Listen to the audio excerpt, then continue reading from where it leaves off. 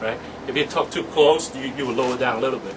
And the gain, you seldom need to do it because I do the alignment with each microphone with a very unique gain, all right? And over here, they all set in the 0 dB level. Okay. So when you know you have 4 guys going to sing, they all on 0 dB is the unified harmony. Okay. But individual character, the loudness is coming into the microphone is by the gain. Now this thing is your mark. It's not their voice and their volume. So when you're doing a console operator or doing a recording, a live sound, you got to be careful. You have your reference level.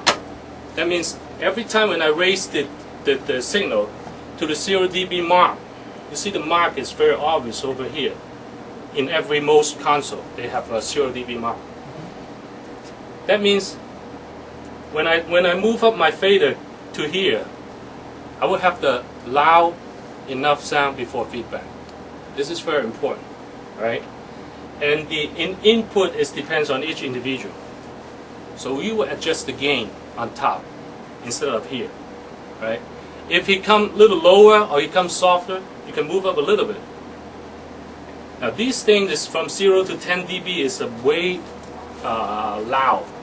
It's double or triple the volume. So this is the headroom. You can go a little bit more, then it will increase it much more, right? So when you set down to the 0 dB, that is your good reference. You know, every time when you do the miking, this is very comfortable to do that. You know. Okay, when we start with the pan port, when the stereo playback and you use left and right split. When the microphone we seldom do nothing. You know. At the center, the pulpit mic, the lectern, we use a little bit left and right because we will record it simultaneously on the tape on the CD. And when they listen to both channels, they will have a little direction when they do. Sometimes they turn to this side, but just a little bit. It's not too obvious. Otherwise, you will totally dead on one side when you walk coming out. It's really truly stereo setup, and it's very dramatic. When you move a little bit, you will hear it playing on this side and playing on this side. All right. So we just move a little bit with one mark over here as a reference. This is the one. And the other one depends on whenever you use it. Like if you want that you pick up a flute, you pick up the other instrument, a keyboard, you can pan a little bit to the side to balance the level. But sometimes everyone is on the center, that will be so heavy and the sound will be, you know, coming more muffled. You pan on this side to make the listener more realistic. You know, we're playing a piano on the left side, so a little bit on the left.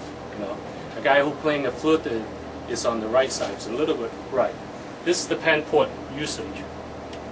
Over here, the choir, they also pan the choir, as make it more live and stereo when they pick up the choir, right?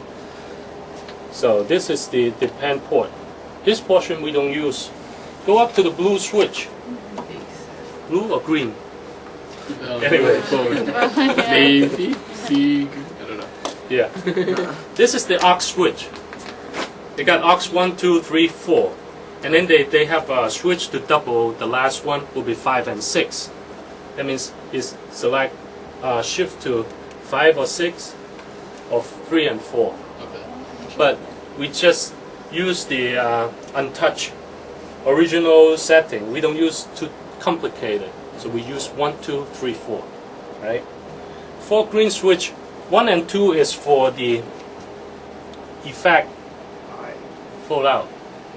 Okay? The effect switch, we have one over here. This is the one.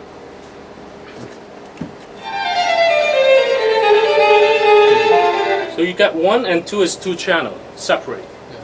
Right? And this one also a 2 channel. In and out.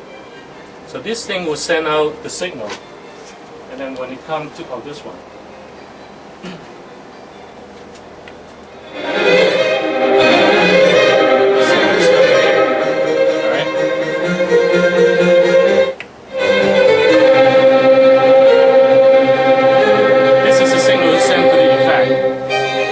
you will have time to learn about this thing before this effect. We have a chart actually. If you need it, then you can use it. All document will be in this envelope. All the effect settings. Play around with them. All the books. Oh, okay. It's not just that. That was like Now these books are keeping here all the time. Whenever you use it, you return it, you go in the same place. This is the chart for the factory setting, for all effects. L1, I1, whatever, right? It's all kept in here for the concert, for the chapel, cathedral, all these effects is all right here. Now you send it in. This is in. The sound will come out.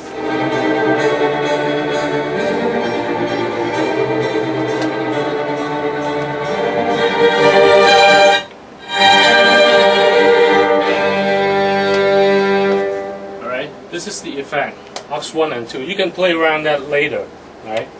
And you can select pre-fader or post-fader by putting the switch over here, this one. Now, aux 3 and aux 4 is the monitor, right? This one you can also select pre-fader or post-fader. You see when I press the button pre-fader, the sound has already come out without fader. Okay, and you can do your own practice outside without bothering in and out. And these things, of course, I didn't put an amplifier out, so you don't bother outside. But only these two things come out. 3 and 4.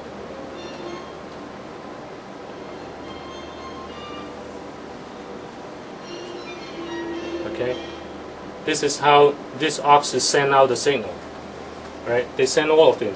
Now you see, so every time when you come here, you got to be careful to check all these monitor. See, when I come in here, this is turned on. It's turned a little bit, and you know this is turned on, right? Yeah. So you don't know everything is out. How come you still have sound, right? Oh, yeah. So this is your intelligence to check it out. Why and who. This is pre-fade that's coming out. We've got to cut that. Except, I go on this one, right? Yeah. Even I go up the fader, I couldn't monitor over here because this one is here, right? And this is the main out. Let's go over. I didn't push the button. You don't have any sound coming out. But if I push it down, it will go to the main loudspeaker. So this is the thing you got to be aware and check it out every time. I better put a post fader. Just follow the fader, right? Instead, sometimes if you need the praise team or who else want to monitor his voice all the time, you can put a pre-fader. Okay. From the rehearsal to the singing and the offering, whatever, you do that. But after that, you got to be careful to turn up the main. Okay, there's. Now this time we set it up as all time high, all time is on. Okay. So I put it in center. Right? It have a click. These switch have a center click, so you can close your eye. You know you're put in the center, right? So you can feel this. This is the thing you gotta be aware. 3 and 4. Okay. After that, all yellow is your EQ, and this console's EQ is really from 0 to 20K. It's all spectrum. You can cut, you can notch every single frequency, right? Very wide dynamic. And this one usually we don't do too much, but for the voice quality in this entry, we need to cut a little bit bass. We don't want to let the bass hanging too long. So some of the microphone, you will see it cut the low frequency. And this one, I hope you will go through that. You have two switch. The bottom one is the low cut. The low cut is below 70 hertz. All right, it's pretty low.